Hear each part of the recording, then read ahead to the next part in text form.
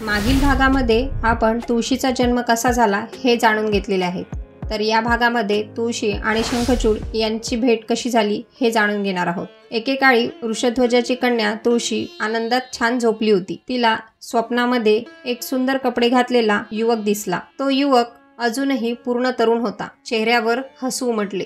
त्याच्या शरीराचे सर्व अवयव चंदनाने झाकलेले होते। रत्नजडित दागिने त्याला शोभत होते। त्याच्या गळ्यात सुंदर माळा होत्या। त्याच्या पापण्या तुळशीच्या मुखकमलाचा रस पित होत्या।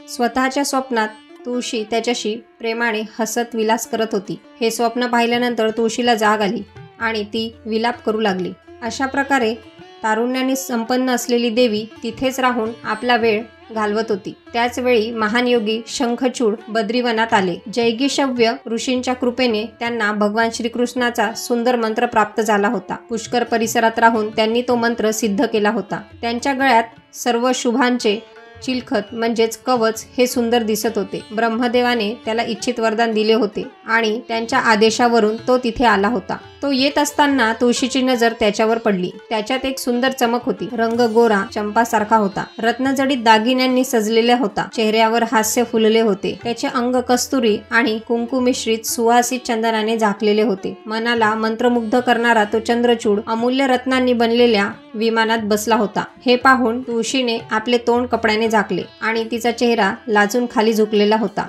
अशा अवस्थेत सुंदर अशा सजलेल्या तुळशीला पाहून शंखचूड तिच्या जवळ येऊन बसला आणि मधुर शब्दात बोलला, देवी तू कोण आहेस? तुझे वडील कोण? कृपया मला परिचय द्या। शंखचूडचे असे शब्द ऐकून सुंदर डोळ्यांनी धन्य झालेल्या तुळशीने आपला चेहरा खाली करून त्यांच्याशी बोलू लागली। तुळशी म्हणाली, महाराज मी राजा धर्मध्वजाची कन्या आहे। तपश्चर्या करण्याच्या उद्देशाने मी या तपोवनात स्थायिक झाली आहे। तुम्ही कोण आहात? तुम्ही आनंदाने येथून निघून जावे, कारण श्रुतीमध्ये एक नियम आहे की कोणत्याही कुलीन पुरुषाने कुळातील साध्वी मुलींशी एकांतात बोलू नये। तुळशी एवढे बोलून गप्प झाली। यावर शंखचूड हसून म्हणू लागला, देवी तुम्ही जे काही बोलत आहात ते खोटे नाही, पण आता कृपया माझे काही सत्यासत्य मिश्रित शब्द ऐका। निर्मात्याने दोन प्रकारच्या स्त्रियांची निर्मिती केली आहे, वास्तव स्वरूप आणि अवास्तव स्वरूपा। दोन्ही सारख्या सुंदर आहे, पण एकाला प्रशस्त आणि दुसरीला अप्रशस्त म्हणतात। लक्ष्मी, सरस्वती, दुर्गा, सावित्री आणि राधिका या 5 देवी सृष्टीचे सूत्र आहेत, सृष्टीचे मूळ कारक आहे।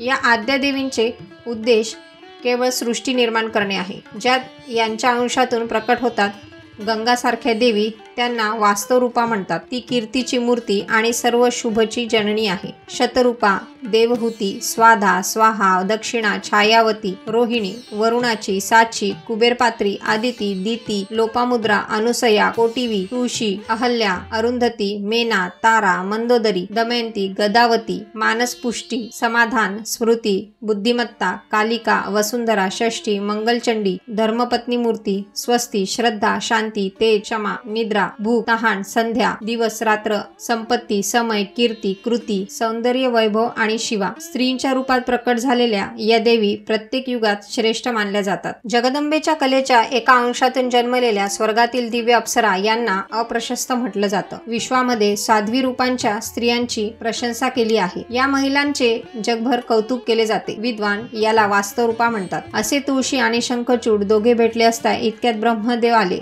आणि म्हणाले, शंखचूड आता गंधर्व विवाहाच्या नियमानुसार देवी तुळशीला पत्नी रूपात स्वीकारणे तुमच्यासाठी अत्यंत आवश्यक आहे, कारण तुम्ही पुरुषांमध्ये रत्न आहात आणि ही साध्वी देवी मुलींमध्ये रत्न मानली जाते। त्याचप्रमाणे हे देवी तुम्हीही या शंखचूडचे भाग्यवान प्रिय बनावे। त्यानंतर तुम्ही गोलोकात भगवान श्रीकृष्णाकडे परत जाल आणि हा शंखचूड देखील या देहाचा त्याग करून वैकुंठात जाईल आणि चतुर्भुज भगवान विष्णूमध्ये विलीन होईल। शंखचूड याने गंधर्व विवाहानुसार तुळशीला पत्नी म्हणून स्वीकार केले।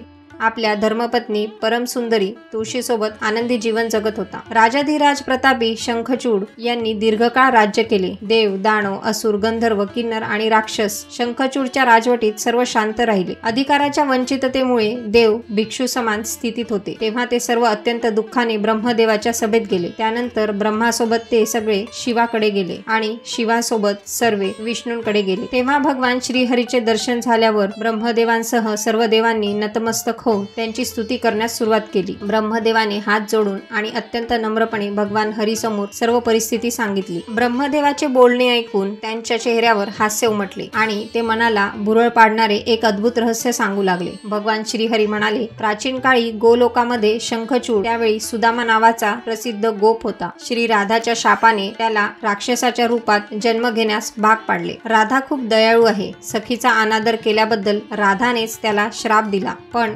जेव्हा सुदामा मला नमस्कार करून रडत सभामंडपाबाहेर जाऊ लागला तेव्हा दयाळू राधाने लगेच सुदामाला थांबवले। मग मी राधाला समजावले, सर्वांनी धीर धरा, हा सुदामा अर्ध्या क्षणात श्रापाचे पालन करून परत येईल। सुदामा तू इथे यायलाच हवं असं बोलून मी राधाला शांत केलं। गोलोकाच्या अवघ्या अर्ध्या सेकंदात पृथ्वीवर एक मन्वंतराचा काळ होतो। ब्राह्मण, अशा प्रकारे हे सर्व पूर्वनियोजित व्यवस्थेनुसार घडत आहे। त्यामुळे सर्व भाषांचे पूर्ण ज्ञान असलेला हा शंखचूड अफाट शक्तिशाली योगेश कालांतराने त्या जगात परत जाणार आहे। तुम्ही माझे हे त्रिशूल भारतवर्षला न्या आणि शंकर त्या राक्षसाचा त्रिशूलाने वध कर। राक्षस शंखचूड हा माझा पूर्ण शुभार्थ प्रदान करणारे कवच नेहमी गळ्यात घालतो, म्हणून तो संपूर्ण जगाचा विजेता आहे। त्याच्या गळ्यात माझे कवच असल्याने त्याला कोणीही मारू शकत नाही। तसेच ज्यावेळी त्याच्या पत्नीचे पावित्र्य नष्ट होईल त्याच वेळी तो मरेल, हे मी त्याला आधीच वरदान दिले आहे। तुळशी ही माझी चिरप्रिय आहे, यामुळे मला परमात्म्याला काहीही दोष लागणार नाही। त्याच क्षणी शंखचूड मरेल यात शंका नाही। त्यानंतर ती राक्षसाची पत्नी आपले शरीर सोडून पुन्हा माझी प्रिय पत्नी बनेल। असे म्हणून विष्णूंनी सर्व देवांना आश्वस्त केले आणि सर्व देव पुढील तयारीला लागले।